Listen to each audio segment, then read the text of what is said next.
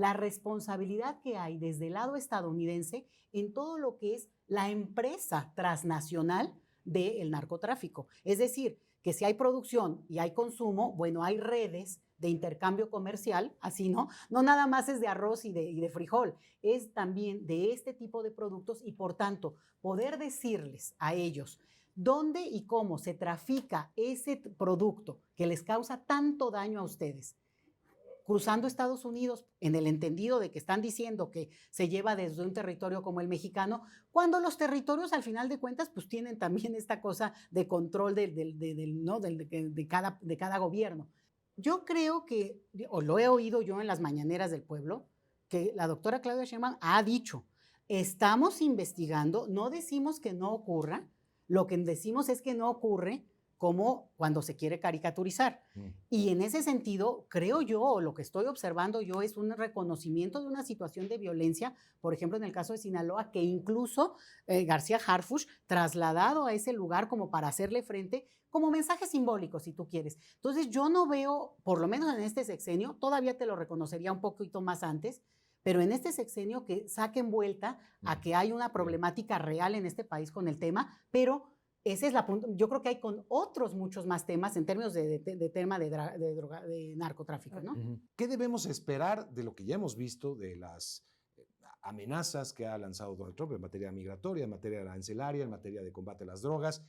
De expansionismo. De expansionismo, así, una primera mirada, Leticia. Bueno, yo creo que Donald Trump ya ha dicho muchas cosas a partir de las cuales pensamos que tal vez es el punto extremo a partir del cual podría él estar viendo en cada escenario cómo negociar. Pero también abrió tal cantidad de frentes en todos estos meses antes de tomar ya el poder propiamente, que eso tiene un poco de debilidad, porque es como que le apuntas a todo y tampoco es que nadie directamente, como sí ocurrió en el primer periodo, era muy dirigido a México, por ejemplo, ¿no? Los bad hombres y la migración era de mexicanos.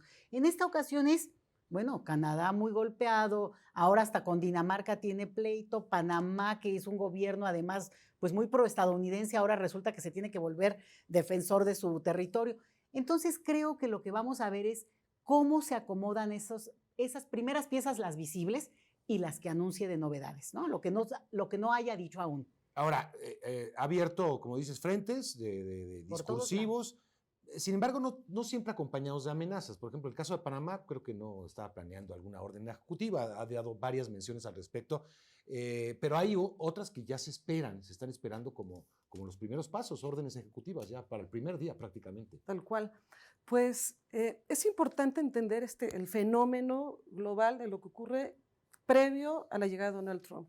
Y es el proyecto trumpista de reindustrialización de Estados Unidos, pero con una visión aglutinante de América del Norte. Por eso es que su discurso va del Canal de Panamá, que es una de las grandes crisis comerciales y geoestratégicas de los últimos 2-4 años, que impulsaron, por ejemplo, el transísmico en México y la migración de esta nueva ruta comercial que se mueve de Panamá por varios fenómenos al transísmico en México, y es lo que también provoca un poco este discurso de Donald Trump, es decir, vamos de la frontera sur de México hacia Groenlandia, porque si lo vemos ya de manera geoestratégica, es toda la región norte de América del Norte. Y entonces ocurren estos dos fenómenos. América para los americanos es retomar la doctrina Monroe. ¿En qué proceso? En el epílogo, de la guerra hemisférica que estaba en desarrollo, sigue todavía aún incipiente en Ucrania y en Medio Oriente, que bueno, aparentemente está en albores de terminar entre Palestina e Israel, pero está en este proceso. Y en este proceso de confrontación hemisférica, es decir, América para los americanos, reindustrialización de Estados Unidos, vía el ente aglutinante de América del Norte, que va de la frontera sur de México, retomamos el tema del Canal de Panamá, vamos hacia la industrialización del transísmico, pero desde la visión norteamericana, vamos a sacar a China de la ecuación, y por eso la ruta comercial va hasta Groenlandia, y es parte también de la tensión que existe respecto de Canadá. Es un ente aglutinante que es parte del gran fenómeno. A ver, todo esto tiene esa lógica en tu punto de vista, todos sus artificios, sus abrir de guerras, tienen una lógica fundamentalmente pragmática, muy pragmática y comercial. Y comercial, Yo por creo, supuesto. yo creo que más bien de ponerle más tensión a las negociaciones que se hagan, porque sinceramente, como tú misma lo dijiste, es un discurso totalmente del siglo XIX.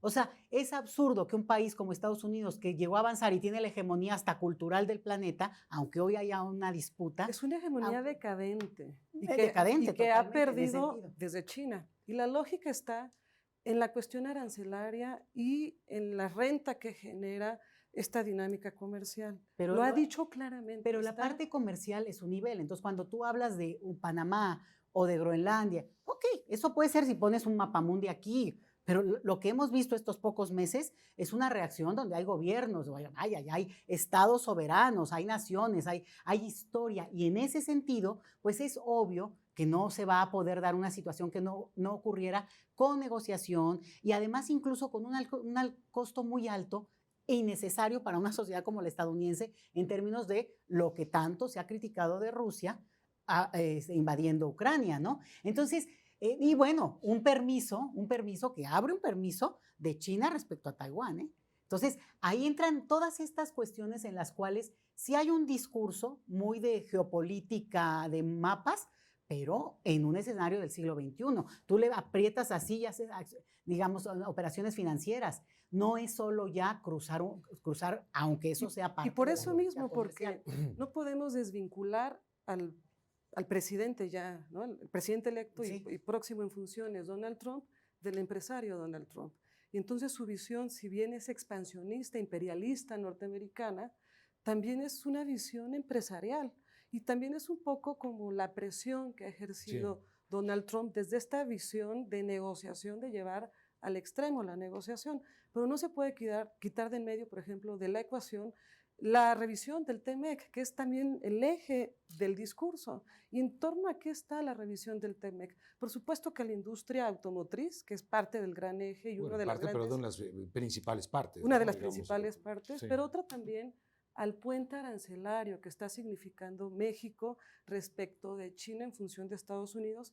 Estamos hablando, es más... A ver, entonces todo esto es un reposicionamiento de la economía en el pensamiento de Donald Trump desde su punto de vista frente a China, Totalmente. Frente a una China pospandemia, digamos, donde la pandemia quedó demostrado que sí, efectivamente está mucho más diversificado el mundo y bla, bla, bla, pero que tenemos una macrodependencia de China y de Asia en general. Y ellos particularmente, Estados Unidos, ¿no? Entonces, ¿respondería a eso, básicamente? No, yo creo que eso es indudable. Hay toda una cuestión, en términos de geopolítica, yo por eso digo, hay como un nivel, ¿no?